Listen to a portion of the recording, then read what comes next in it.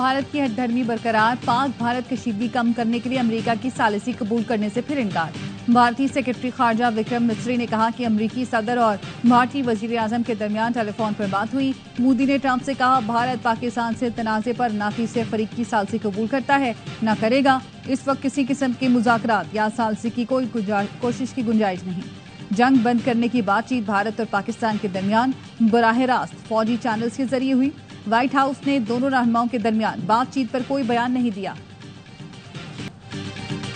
امریکی صدر Donald Trump آج فیلڈ مارشل عاصم منیر کے اعزاز میں ظہرانہ دیں گے۔ فیلڈ مارشل عاصم منیر کی امریکی صدر ٹرمپ سے اہم ملاقات ہوگی۔ ترجمان وائٹ ہاؤس کے مطابق فیلڈ مارشل عاصم منیر کو ظہرانہ وائٹ ہاؤس کے کیبنٹ روم میں دیا جائے گا۔ نائب امریکی صدر جے ڈی وینس اور ٹرمپ انتظامیہ کے اہم عہدیدار بھی شریک ہوں گے۔ فیلڈ مارشل عاصم منیر کی امریکہ میں پذیرائی پاکستان کے لیے اعزاز اور پاکستانیوں کے لیے فخر کا مقام ہے۔ پاکستانی نژاد امریکی سیاستدان ساجد طارق کی ARY نیوز سے گفتگو۔ بریگیڈیئر ریٹائرڈ حارث نواز کہتے ہیں صدر Trump field marshal Asim Munir کے ذمہ دارانہ کردار کے معترف ہیں۔ ڈاکٹر آصف ریاض قدیر کا کہنا ہے خطے میں پاکستان کی بالادستی تسلیم ہوئی ہے۔ اوورسیز پاکستانیوں کا فیلڈ مارشل کو شاندار خراج تحسین، فقید المثال استقبال کیا۔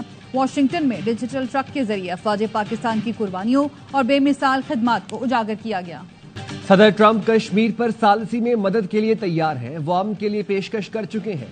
ترجمان امریکی محکمہ خارجہ ٹیمی بروس کی میڈیا بریفنگ، کہا ملکوں پر منحصر ہے کہ وہ مدد کی پیشکش کو قبول کرتے ہیں یا نہیں، انہیں اپنے مستقبل کا تعین کرنے کا حق ہے۔ ایران کے ساتھ مذاکرات میں شراکت دار ملکوں کے کردار سے متعلق ARY نیوز کے سوال پر ٹیمی بروس کا کہنا تھا صدر ٹرمپ دنیا کے بہترین ڈیل کرنے والے شخص ہیں۔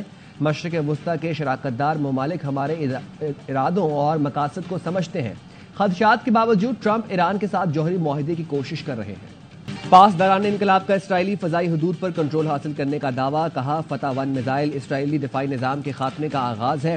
ہم نے وسطی اور شمالی اسرائیل پر 20 کے قریب میزائل داغے، اسرائیلی دفاعی نظام کو نشانہ بنایا۔ تل اویو پر ہائپرسونک میزائل فائر کیے۔ میزائل حملوں سے کئی مقامات پر آگ لگ گئی۔ آیت اللہ خامنائی نے جنگ سے متعلق اختیارات پاسداران انقلاب کا گارڈز کو منتقل کر دیے۔ کہا ایران صہیونیوں کے ساتھ کسی قسم کا سمجھوتا نہیں کرے گا، ان سے سختی سے نمٹا جائے گا، صہیونیوں پر کوئی رحم نہیں کریں گے۔ تہران کے قریب تنصیبات پر اسرائیل کے تابڑ توڑ حملے، اسرائیلی فوج کا کہنا ہے ایرانی سینٹریفیوج پر پروڈکشن سائٹ اور میزائل فیکٹریوں کو نشانہ بنایا گیا۔ گزشتہ رات ایران پر حملوں میں 50 سے زائد طیاروں نے حصہ لیا۔ اسرائیلی فورسز نے تہران کے قریب آئل ریفائنری اور رہائشی عمارت پر بھی میزائل برسائے۔ امریکی ہیومن رائٹس گروپ کا کہنا ہے اسرائیلی حملوں میں اب تک 585 ایرانی شہید، 1300 زخمی ہو چکے۔ شہداء میں 239 افراد عام شہری ہیں۔ ایرانی نیوکلیئر سائٹس پر حملہ کرنا چاہیے یا نہیں، امریکہ کی قومی سلامتی کونسل میں اتفاق نہ ہو سکا۔ ہنگامی اجلاس 1 گھنٹہ 20 منٹ جاری رہا۔ ایران کی جوہری تنصیبات پر حملے کے امکان پر تبادلہ خیال کیا گیا۔ ایک ممکنہ ہدف فرد میں یورینیم کی افزودگی کا مقام بھی ہو سکتا ہے، جسے تباہ کرنے کی صلاحیت صرف امریکہ کے پاس ہے۔ اجلاس سے پہلے ٹرمپ نے اسرائیلی وزیر اعظم نیتن یاہو کو فون بھی کیا۔ ٹرمپ کا کہنا ہے ایران کے سپریم لیڈر کو نہیں مارنا چاہتے، کم از کم ابھی نہیں۔ ایرانی سپریم لیڈر آسان ہدف ہیں، ہمیں معلوم ہے وہ کہاں چھپے ہوئے ہیں۔ متحدہ عرب امارات کے صدر شیخ محمد بن زید ال نہیان کا ایرانی منصب کو فون، کہا موجودہ حالات میں ایران اور اس کے عوام کے ساتھ ہیں، صورتحال پر قابو پانے کے لیے فریقین سے رابطے کر رہے ہیں۔ UAE کا سلامتی کونسل سے اسرائیل ایران تنازع فوری حل کرانے پر زور۔ اردن کے فرمانروا شاہ عبداللہ دوم نے کہا کہ اسرائیل کے ایران پر بڑھتے حملے ہر کسی کے لیے خطرہ ہیں۔ فرانسیسی صدر میکرون نے ایران میں طاقت کے ذریعے حکومت کی تبدیلی کی مخالفت کر دی، کہا یہ بہت بڑی غلطی ہوگی۔ ٹرمپ نے ایران سے متعلق موقف میں 24 گھنٹے میں تبدیلی کی۔ ایران سے متعلق سفارتکاری ہی واحد اور پائیدار راستہ ہے۔ ایران میں پھنسے پاکستانیوں کی وطن واپسی، اشخاباد سے PIA کی خصوصی پرواز 107 پاکستانیوں کو لے کر اسلام آباد پہنچی۔ ایران کی فضائی حدود بند ہونے کے باعث مسافروں کو بذریعہ سڑک ترکمانستان منتقل کیا گیا تھا۔ سرحدی علاقے زہدان سے مزید 19 طلبہ کو تفتان بارڈر پہنچا دیا گیا۔ تفتان سے آنے والوں کی تعداد 319 ہو گئی۔ ایران جوہری بم بنانے میں سرگرم تھا، نہ فوری طور پر بم بنانے کے قابل۔ امریکی انٹیلیجنس مشیر کا رپورٹ میں انکشاف، امریکی صدر ڈونلڈ ٹرمپ نے اعلیٰ انٹیلیجنس مشیر کی رپورٹ مسترد کر دی، کہا تہران ایٹمی ہتھیار بنانے کے بہت قریب تھا۔ CNN نے رپورٹ کے حوالے سے بتایا ایران جوہری ہتھیار بنانے کے قابل ہونے سے 3 سال دور تھا۔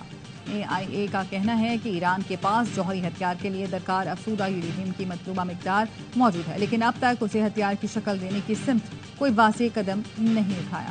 ایران نے امریکی اڈوں کو نشانہ بنانے کی تیاری مکمل کر لی۔ امریکی اخبار کے مطابق امریکی حملوں خصوصاً فردوں پر حملے کی صورت میں رد عمل آئے گا۔ امریکی اڈوں پر حملہ عراق سے شروع ہو سکتا ہے۔ ایران آبنائے حرمز میں بارودی سرنگیں بچھانے کی حکمت عملی اپنائے گا۔ حوثی بحیرہ احمر میں جہازوں کو نشانہ بنائیں گے۔ امریکی ارکان کانگریس نے جنگ میں مداخلت روکنے کی قرارداد پیش کر دی، موقف اپنایا۔ جنگ کا اعلان صرف کانگریس کا اختیار ہے، یہ ہماری جنگ نہیں، آئین کے مطابق فیصلہ کانگریس کرے گی۔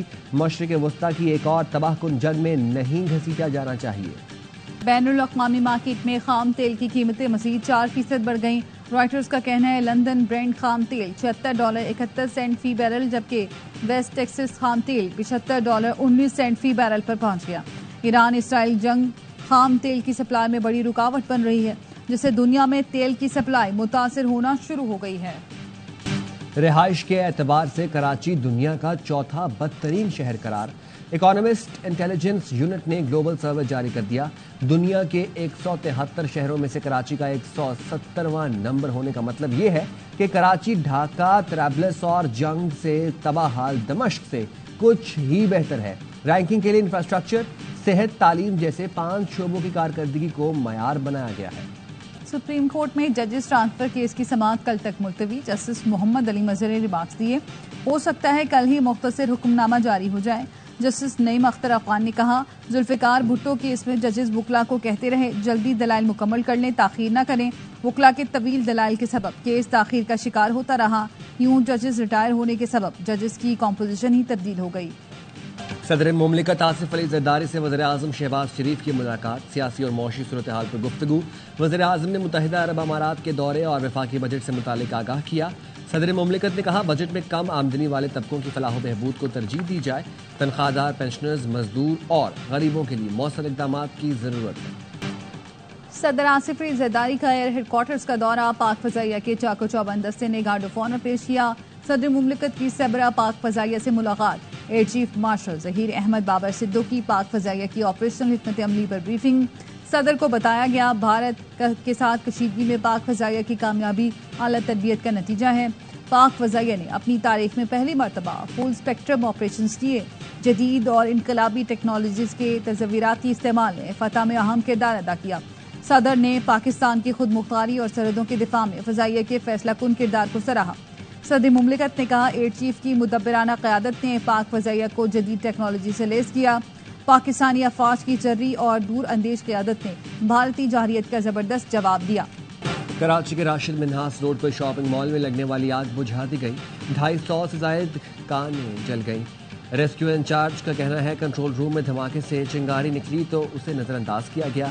10 منٹ بعد آگ بھڑک اٹھی، ایک راستہ ہونے کے باعث آگ پر قابو پانے میں مشکلات کا سامنا کرنا پڑا۔ فائر سسٹم غیر فعال ہے، ہنگامی خارجی راستے تک موجود نہیں۔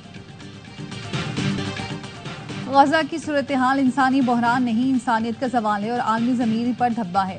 اسرائیل نے غزہ میں 55,000 انسانوں کو شہید کیا، جن میں 18,000 بچے اور 28,000 خواتین شامل ہیں۔ قحط کا خدشہ بھی منڈلا رہا ہے، عالمی برادری کو خاموش نہیں رہنا چاہیے۔ غزہ میں جنگ اور ناکہ بندی کا فوری خاتمہ ناگزیر ہے۔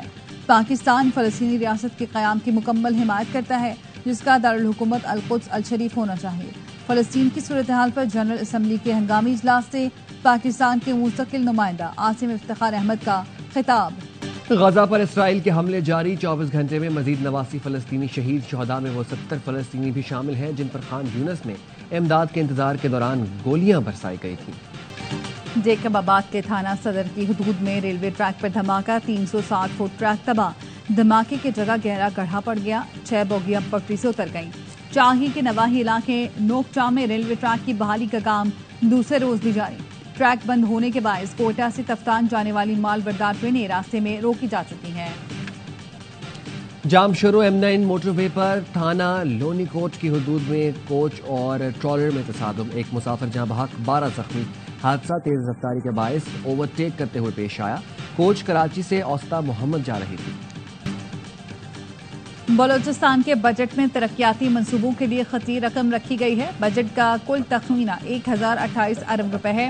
ترجمان صوبائی حکومت شاہد رند کہتے ہیں حکومت نے کوئی نیا ٹیکس نہیں لگایا. 8 شہروں میں سیف سٹی کے لیے 18 ارب روپے مختص کیے گئے ہیں.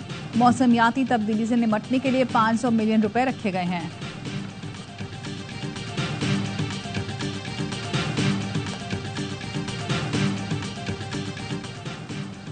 مورو میں پرتشدد مظاہرے اور صوبائی وزیر داخلہ کا گھر جلانے کی ابتدائی تحقیقات مکمل. رپورٹ کے مطابق نوشہر و فیروز میں کل عدم متحدہ محاذ متحرک ہو چکی.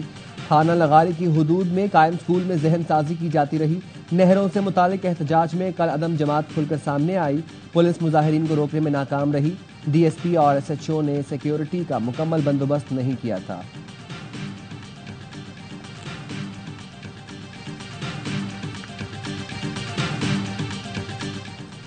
اور عطا آباد جھیل میں سیوریج کا پانی شامل کرنے پر ہنزا میں واقع ہوٹل سیل کر دیا گیا. غیر ملکی سیاح نے سوشل میڈیا پر ویڈیو پوسٹ کی تھی جس میں ہوٹل کے سیوریج کا پانی عطا آباد جھیل میں شامل کرتے دکھایا گیا تھا، جس پر گلگت بلتستان ماحولیاتی تحفظ ایجنسی اور ضلع انتظامیہ نے ہوٹل کا ایک حصہ سیل کر دیا. ہوٹل پر 15 لاکھ روپے جرمانہ بھی عائد کیا گیا. تمام ہوٹلز کی NOCs پر نظر ثانی کا فیصلہ بھی کیا گیا.